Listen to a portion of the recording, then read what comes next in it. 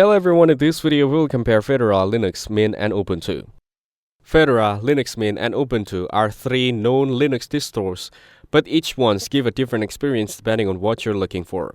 Fedora is fast, modern Linux system backed by Red Hat. It always gets the latest Linux features and tools before most other distros.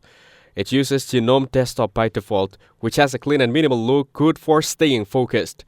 Fedora is great for developers, advanced users, and anyone who wants up-to-date software. But because it updates often, it might not be the best for people who prefer a slower, more stable setup. Linux Mint is based on Ubuntu, but it feels more like Windows. It's very beginners-friendly and focuses on being simple, fast, and reliable. It uses the Cinnamon desktop by default, which gives a traditional layout that most users find easy to use. Mint doesn't change too quickly, and it's known for being stable and smooth. It's a great choice for people switching from Windows or those who want a system that just works without too many changes. Ubuntu is also beginners-friendly but offers a more modern experience than Mint. It gets regular updates and comes with a strong community support. It uses the GNOME desktop like Fedora but with some Ubuntu-specific tweaks.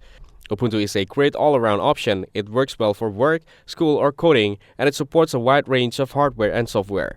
It also has a long-term support TLS versions that are stable for 5 years, which is perfect for users who don't want to upgrade too often.